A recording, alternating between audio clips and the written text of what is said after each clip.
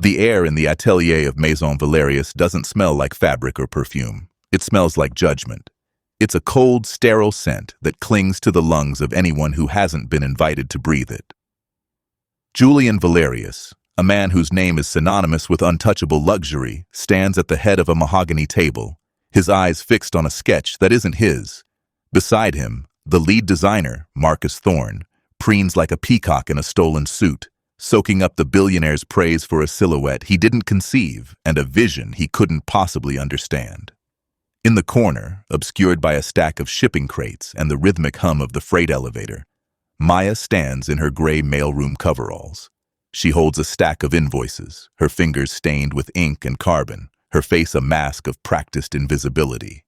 Julian looks right through her, shouting for a coffee he'll forget to drink, never realizing that the empire he is so proud of is currently resting on the shoulders of the girl he treats like furniture. But the threads are beginning to fray. By tonight, the silence Maya has maintained for 3 years will become the loudest sound in the room, and the man who thinks he owns the sun will find himself shivering in the dark. The Vance-Larsenne Institute of Fashion and Design did not have a sign on its gate. If you didn't already know where the heavy iron entrance on Fifth Avenue was, you didn't belong inside. It was a fortress of gray limestone and window glass so polished it looked like black ice. Maya walked through the threshold, the strap of her leather portfolio cutting into her shoulder. Every footstep she took on the Carrara marble floors felt like a breach of security. The air inside didn't just feel conditioned, it felt expensive, filtered through a system that seemed to strip away the scent of the city, leaving only the faint, sterile aroma of cedar wood and starch. The lobby was a cathedral of curated silence, broken only by the hushed, melodic French of 2 students leaning against a sculpture that cost more than Maya's childhood home. They didn't look at her. They looked through her, their gaze sliding off her thrifted wool coat as if it were a visual glitch in their perfect reality. When Maya reached the bursar's desk, the man seated there, a man with cufflinks that caught the light like predatory eyes, didn't offer a greeting. He simply held out a hand for her credentials. Maya placed her acceptance letter on the desk. The gold-embossed seal of the Institute, a crest featuring a needle and a crown, seemed to vibrate against the wood.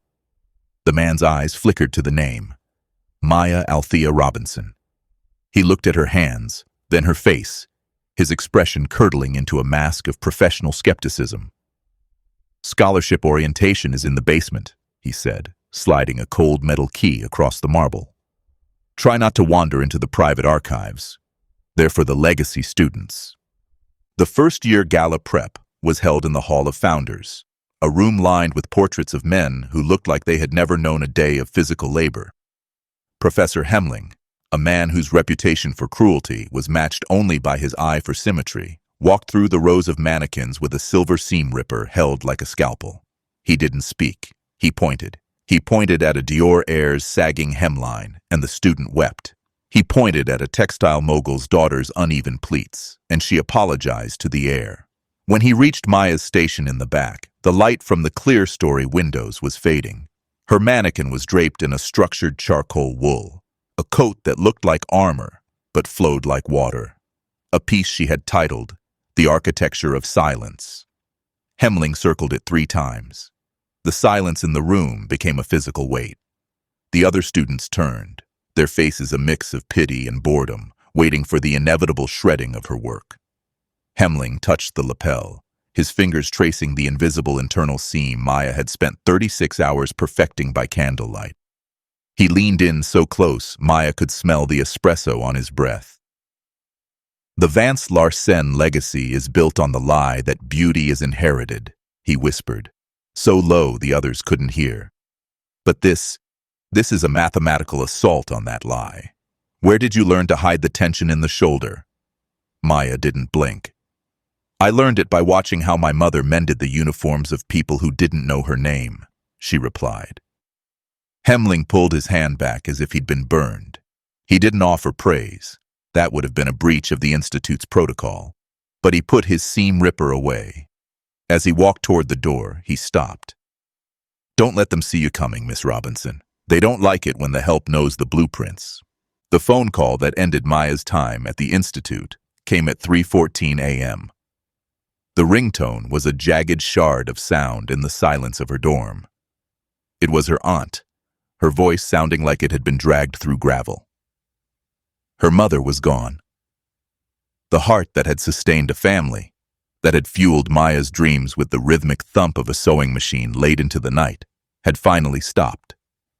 Maya sat on the edge of her bed, the gray limestone walls of Vance-Larsenne pressing in on her like a tomb. Outside, the city hummed with indifferent electricity. She looked at her sketches, the visions of a world where talent was the only currency. She knew the brutal arithmetic of her situation. The scholarship covered the books, but it didn't cover the rent for the apartment she now had to maintain for her younger brother. It didn't cover the funeral. It didn't cover the cost of staying in a place that only tolerated her existence as a charity case. She didn't cry. Tears were a luxury she couldn't afford. She stood up, began folding her muslin samples, and placed her portfolio at the very bottom of her trunk. She left her key on the desk. She didn't leave a note for Hemling. She didn't say goodbye to the students who had treated her like a ghost.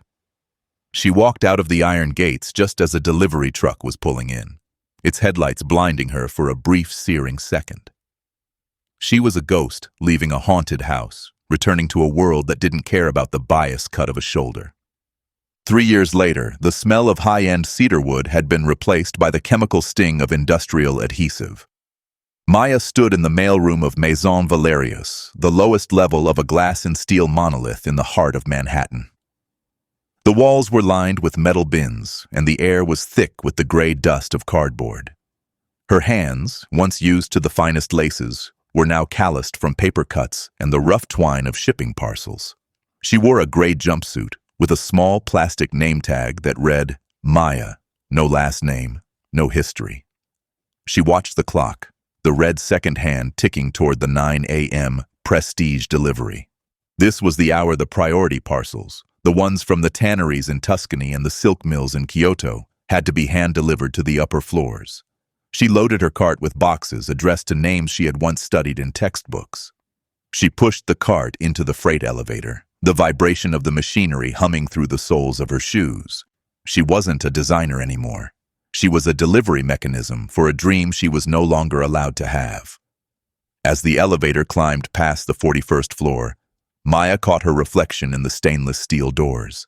She looked tired, but her eyes were still sharp, the eyes of an architect who was merely waiting for the right moment to rebuild. The elevator doors opened onto the 50th floor, the sanctum of Julian Valerius. The walls were white, the furniture was glass, and the people were predatory. Maya pushed her cart through the open-plan office, her gaze fixed on the floor. She had learned that looking at the executives in this building was seen as a challenge to their status. She stopped at the desk of Marcus Thorne, the lead designer who had been hailed as the savior of the house. Marcus was currently draped over a velvet chair, his face contorted in a sneer as he looked at a mannequin. "It's stagnant," he shouted at an assistant. "It has no soul. I need movement. I need something that feels like revelation." Maya began stacking his mail on the corner of his desk. As she moved a heavy box of samples, a small, tattered sketchbook slid out of her jumpsuit pocket. It hit the floor with a soft thud. Marcus stopped shouting. He looked down at the book, then up at Maya. For a second, a flicker of something, perhaps recognition, perhaps curiosity, crossed his face. But then his lip curled. "Pick that up," he snapped, flicking his hand as if shooing a fly. "And keep your trash in your pocket. This is a design floor, not a recycling center." Maya knelt, her face burning, and retrieved the book. She saw a glimpse of a sketch she'd done during her break, a revolutionary way to drape silk across a shoulder.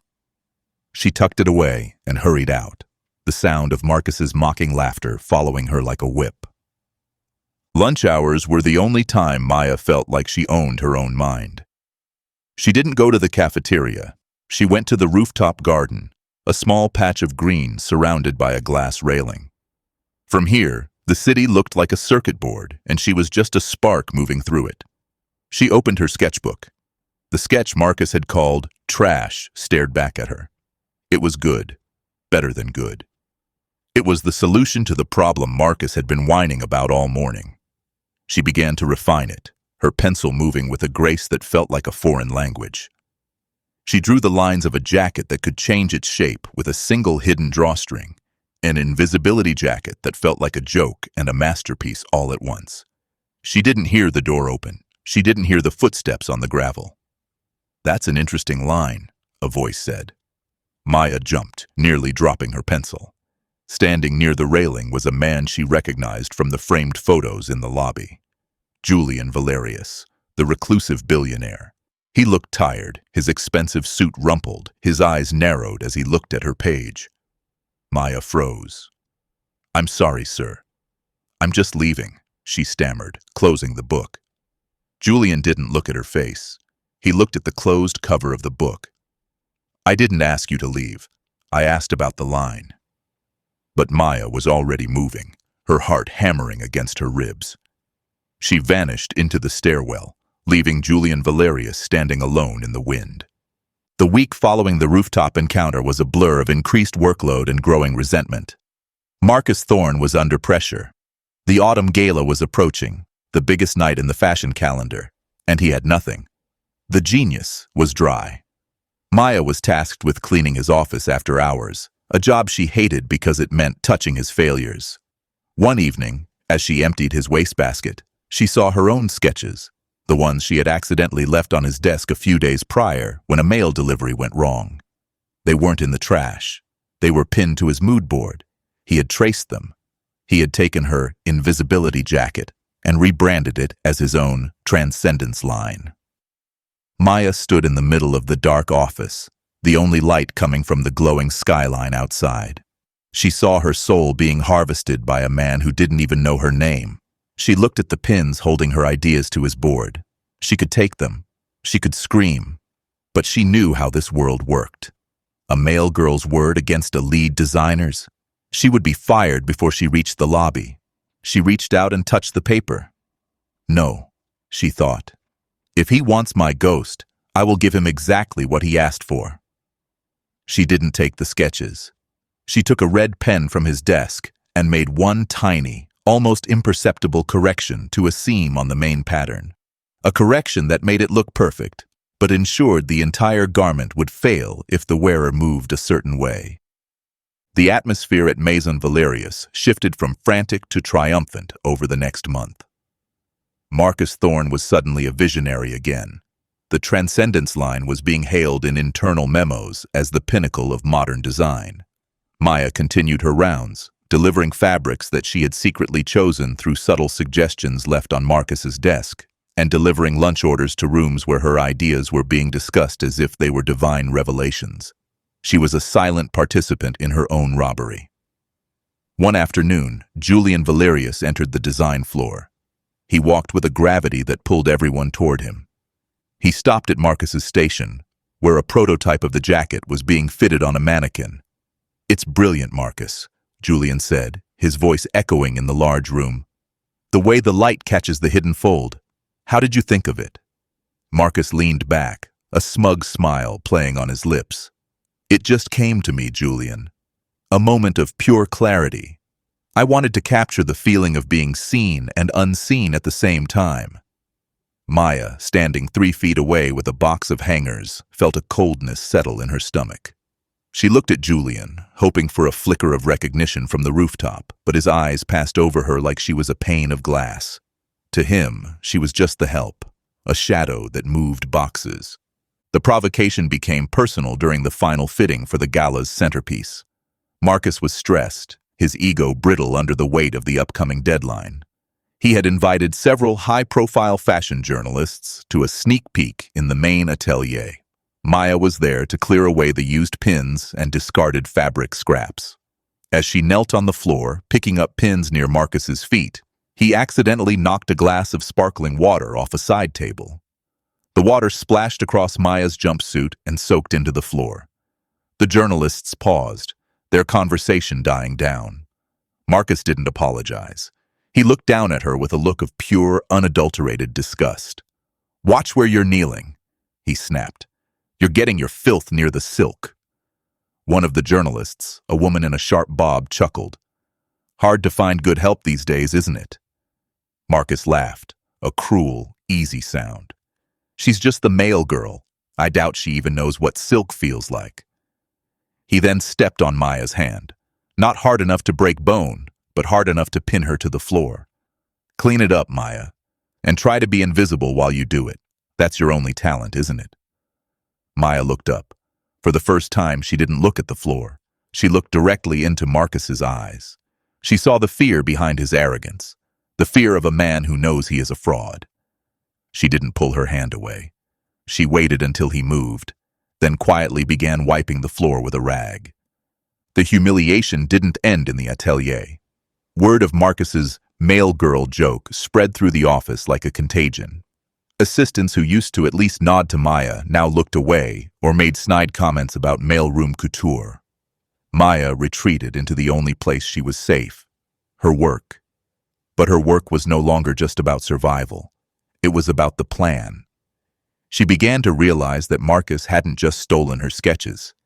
He had stolen the logic of her designs without understanding the math. She spent her nights in her small apartment, surrounded by the same books she had used at the academy. She calculated the tension of the seams, the weight of the fabric, and the exact moment the transcendence jacket would betray its wearer. She saw the flaw she had introduced, the red pen correction. It was a structural ticking time bomb. If the jacket was worn under the heat of runway lights and the wearer reached for a microphone or a glass, the hidden drawstring would snag and the entire silhouette would collapse into a shapeless, tangled mess. It was a technical humiliation, a design-level reckoning. Maison Valerius called a mandatory meeting for all staff, from the executives to the janitors. They gathered in the grand atrium, a space of glass and steel that felt more like a cathedral than an office. Julian stood on a raised platform, Marcus Thorne at his right hand. "The autumn gala is in 3 days," Julian announced. "We are not just showing a collection. We are showing the future of Maison Valerius. I want to thank the man who made it possible." He turned to Marcus and handed him a gold-plated fountain pen. "A token of my appreciation for your loyalty and your genius." The room erupted in applause. Maya stood at the very back, her arms crossed over her gray jumpsuit. She saw Marcus take the pen, his chest puffing out, his eyes scanning the room for adoration. He spotted Maya in the back and gave her a wink, a final mocking gesture of his dominance. He thought he had won. He thought he had successfully buried the girl from the mailroom under a mountain of his own reflected glory. Maya felt a strange sense of calm. The more they praised him, the higher the pedestal they were building for him to fall from. The night before the gala, the building was a hive of nervous energy. Security was tight, and the Transcendence collection was locked in a climate-controlled vault. Maya had one last delivery to make, the final invitations to be hand-delivered to the penthouse suites. As she walked past the design floor, she saw Marcus sitting in his office, drinking scotch and staring at the centerpiece gown. He looked exhausted. The weight of the lie was visible in the slump of his shoulders. Maya stopped at his door. "Do you need anything else, Mr. Thorne?" she asked, her voice flat and neutral. Marcus looked up, his eyes bloodshot. "Why are you still here?" he groaned. "Go home. The sight of you is depressing." Maya nodded. "I just wanted to make sure the tension on the shoulder drawstring was to your satisfaction. It's a delicate mechanism." Marcus waved her off. "I checked it myself. It's perfect. Now get out." Maya turned to leave, but stopped. "I'm sure it will be a night everyone remembers," she said softly. She left the floor, her footsteps echoing in the empty hallway. She didn't go home. She went to the mailroom, took out her own sewing kit, and began working on a garment of her own. A simple, elegant wrap made from the scraps of the silk Marcus had discarded. It wasn't a gown. It was a statement. The morning of the gala, Maya was summoned to Maison Valerius's office. It was the first time she had been inside his inner sanctum. The room was filled with ancient books and modern art, a perfect blend of history and power.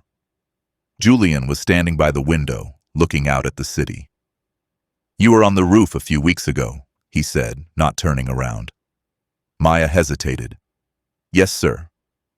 "You were drawing," he continued. I remember the lines. They were precise. He turned to face her, his expression unreadable. Marcus says you're a good worker, but that you have a tendency to overstep. He says you've been trying to claim credit for some of his ideas. The lie stung more than the humiliation. Marcus had moved to discredit her before she could even speak. Maya felt the familiar urge to disappear, to sink into the shadows and let the world move on without her. But then she remembered Professor Hemling's voice. There is no soul in this stitch. She looked Julian in the eye. Mr. Thorne is a very talented man, sir, but he doesn't understand the math of the transcendence line. He sees the shape, but he doesn't see the structure. Julian frowned. The structure? It's a jacket, Maya, not a bridge. Maya smiled, a small, dangerous smile. In fashion, sir, they are the same thing. If the tension is wrong, everything falls. Julian dismissed her, but the seed of doubt had been planted. Maya could see it in the way he adjusted his tie, the way his eyes lingered on her as she left the room. She spent the rest of the day in a state of hyper-focused preparation. She wasn't just a mail girl anymore. She was a tactician. She knew the layout of the gala venue, the Metropolitan Museum of Art. She knew where the cameras would be, where the influencers would sit, and where the lighting would be the most intense. She also knew that Julian Valerius was a man who hated being embarrassed more than anything else in the world. He valued his reputation for being a shark, a man who couldn't be fooled. By the time the sun began to set, Maya was ready. She changed out of her gray jumpsuit in the dark of the mailroom. She put on the silk wrap she had made, a deep, shimmering black that seemed to absorb the light. She looked in the small, cracked mirror above the sink. She didn't look like a mail girl. She looked like the architect of a revolution. The Metropolitan Museum was transformed into a temple of vanity. Searchlights swept the sky, and the red carpet was a river of velvet and flashing bulbs. Maya didn't enter through the front. She entered through the service entrance, using her employee ID one last time. She moved through the kitchens and the backstage areas, her black silk wrap blending into the shadows of the catering staff. She found a spot in the wings of the runway, hidden behind a heavy velvet curtain. From here, she could see the entire room. Julian Valerius was at the head table, surrounded by royalty and tech moguls. Marcus Thorne was backstage, barking orders at the models, his voice high and thin with nerves. The air was thick with the scent of lilies and expensive champagne. It was a beautiful, brittle world, and Maya was the only one who knew it was about to break. The show began with a pulse of electronic music that vibrated in Maya's chest. The first few looks were standard Maison Valerius, elegant, safe, and boring. Then came the transcendence pieces. As the models walked out, the crowd gasped. The designs were unlike anything the house had produced in a decade.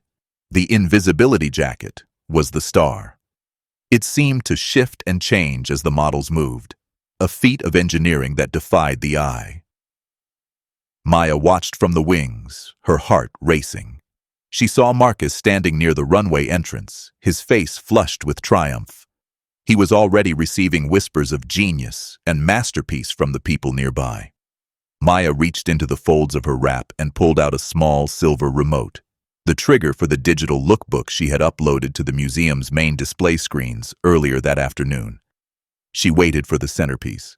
The centerpiece was a gown that incorporated the same structural logic as the jacket, a shimmering, multi-layered masterpiece that was supposed to unfold like a flower as the model reached the end of the runway.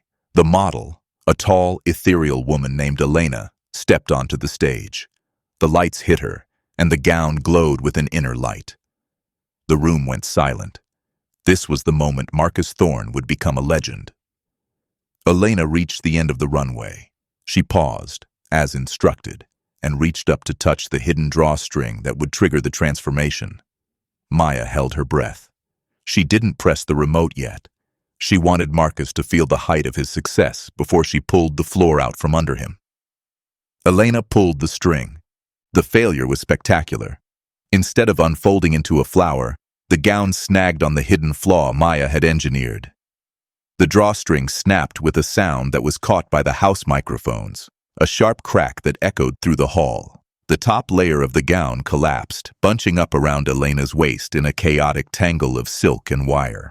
The model stumbled, her poise shattered as she tried to pull the fabric back into place. The crowd gasped, but it wasn't a gasp of awe. It was a gasp of horror. The transcendence had become a disaster. Marcus Thorne turned pale, his mouth hanging open. He rushed toward the runway, trying to fix the garment in front of everyone. But the more he pulled, the more it fell apart. The engineering he didn't understand was working against him. This was the moment. Maya stepped out from behind the curtain. She didn't run. She walked with a slow, deliberate grace onto the runway. She wasn't supposed to be there, and the security guards hesitated, confused by her elegant attire and the sheer confidence of her stride. She walked past the frantic Marcus and stood beside the model. "Stop pulling," Maya said, her voice clear and calm. It wasn't a shout, but it carried to the front row. Marcus looked at her, his eyes wide with rage. "Get out of here, you stupid girl," he hissed. But Maya ignored him. She reached into the tangle of silk, her fingers moving with the precision of a surgeon. She found the snag, the exact point where her red pen correction had manifested in thread. With one swift, expert movement, she released the tension. The gown didn't just fix itself, it transformed. Freed from the flaw, the silk flowed down Elena's body like liquid, settling into a silhouette that was even more beautiful than the one Marcus had intended. The room went silent again, but this time, the tension was different. It was the silence of people witnessing a miracle. Maya stepped back, her hands visible, her face calm. She looked at Julian Valerius. He was standing now, his eyes fixed on her. He recognized her. Not as the male girl, and not as the girl on the roof, but as the source of the beauty he had just seen. Maya reached into her wrap and pressed the remote. The massive digital screens surrounding the runway flickered. Instead of the Maison Valerius logo, they began to show Maya's original sketches, dated 3 years ago, 2 years ago, 6 months ago. The sketches were shown side by side with Marcus's designs. The evolution was undeniable. The screens showed the math, the structural notes, and the invisibility jacket in its earliest form, drawn on the back of a Vance-Larsenne Institute of Fashion and Design registrar's form. The room erupted in a low murmur that quickly grew into a roar of realization. The genius was a thief, and the male girl was the architect. Marcus Thorne looked at the screens, then at the crowd, then back at Maya. He tried to speak, but no words came out. He was a ghost in his own house. The aftermath was a whirlwind of chaos and controlled fury. Security finally reached the runway, but Julian Valerius raised a hand, stopping them. He walked toward the stage, his face a mask of cold, professional rage. He didn't look at Marcus. He looked at the screens, which were still cycling through Maya's work. The industry's most powerful witnesses, the editors of Vogue, the buyers from Harrods, the rival moguls, were all recording the scene on their phones. The brand was tarnished, but the truth was undeniable. Marcus Thorne, sensing his world collapsing, did the only thing a cornered animal does. He attacked. "She stole these!" he screamed, pointing a trembling finger at Maya. "She's a disgruntled employee. She hacked the system. She's trying to destroy me because I wouldn't promote her." The room shifted. Arrogance is a powerful shield, and Marcus had used it his entire life. A few people in the crowd began to nod. Maya was, after all, a nobody, a girl from the mailroom. Hacking was a more believable story to some than a hidden genius. Marcus saw the opening and leaned in. "Julian, look at her. She's a thief. I have the original physical files in my office." He turned to the crowd, his voice gaining strength. "This is an act of industrial sabotage. Someone call the police." Maya didn't move. She didn't argue. She waited for the noise to die down. She knew that Marcus was digging his own grave with every word. She looked at Julian, who was standing at the base of the runway, his eyes scanning the sketches on the screens. He was a man of logic, and the logic of the sketches was too consistent, too layered, to be a forgery. Marcus, Julian said, his voice cutting through the noise like a blade. Quiet. Marcus stopped mid-sentence, his face turning a blotchy red. But Julian. I said quiet, Julian repeated. He turned to Maya. You say these are yours. Prove it. Maya nodded. The centerpiece gown, the one I just repaired. Look at the interior lining of the left shoulder. Not the silk, but the structural mesh underneath. Julian looked at the model, who was still standing on the runway, frozen in place. He climbed the steps, a gesture of humility that shocked the room. He reached out and turned back the fabric of the shoulder. There, stitched in a thread so fine it was almost invisible, were the letters M-A-R. My full name is Maya Althea Robinson, she said quietly. I didn't just design the silhouette. I signed the soul of the garment. Every piece in the Transcendence line has my signature hidden in the structure. Marcus didn't even know it was there because he never looked inside. Julian pulled back. He looked at Marcus, and for a second, the lead designer looked like he might faint. Is this true, Marcus? Julian asked, his voice dangerously low. Marcus tried to stammer a response, but the silence of the room was too heavy. He had never looked inside the garments. He had only looked at the surface. He had treated the designs like a prize to be displayed, not a craft to be understood. Julian turned back to the crowd. It seems, he said, his voice echoing through the Metropolitan Museum, that Maison Valerius has been suffering from a profound lack of vision. We have been looking at the wrong person. He turned to Maya. Come with me. They moved to a private room behind the stage. Julian, Maya, and a trembling Marcus Thorne. The door clicked shut, cutting off the roar of the gala. The room was small and filled with the smell of old stone and floor wax. Julian sat in a chair, his face unreadable. Marcus began to pace, his hands shaking. Julian, we can fix this. We can say it was a collaboration. We can pay her off. Think of the stock price. If the world knows I'm a fraud, the brand dies. Julian looked at him with a disgust that was more devastating than any shout. The brand is already dead, Marcus. You killed it the moment you stopped creating and started stealing. You're not a designer. You're a parasite. He looked at Maya. And you, why didn't you come to me sooner? Maya stood by the door, the black silk wrap still draped around her shoulders. I did come to you, sir. On the roof. You didn't see me. I came to you every day for 2 years. I delivered your mail. I cleaned your floors. I stood 3 feet away from you while you praised a man who was stealing my life. You didn't see me because I didn't have a name you recognized. The truth of it hung in the air, heavy and undeniable. Julian Valerius, a man who prided himself on seeing everything, realized he had been blind. He had been a victim of his own class arrogance. He had assumed that talent only resided in the people he had invited to his table. Marcus Thorne, seeing that his appeals to Julian were failing, turned to Maya. He fell to his knees, a pathetic display of a man who had lost everything. Maya, please, I'll give you anything. I'll make you a partner. We can run the house together. You can have all the credit you want, just don't do this. Don't ruin me. Maya looked down at him. She remembered the weight of his shoe on her hand. She remembered the way he had laughed when he called her filth. She didn't feel anger. She felt a profound, cold pity. You ruined yourself, Marcus, she said. I just stopped helping you hide it. She turned to Julian. I don't want his partnership, and I don't want his money. I want my name back. Julian nodded. He stood up and walked to the door. Marcus, you are fired. Effective immediately. Security will escort you from the building. You will be sued for every cent you've taken from this company under false pretenses, and I will personally see to it that you never touch a piece of fabric in this industry again.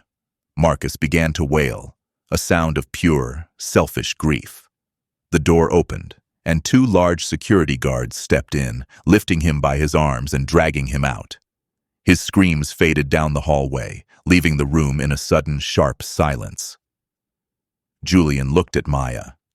The gala is still happening. The world is waiting for an explanation. "What will you tell them?" Maya asked. Julian looked at her for a long time. He saw the girl from the mailroom, but he also saw the woman who had just dismantled a lead designer with a red pen and a hidden stitch. "I'm going to tell them the truth," he said, "that Maison Valerius is under new leadership, and that the era of the legacy name is over."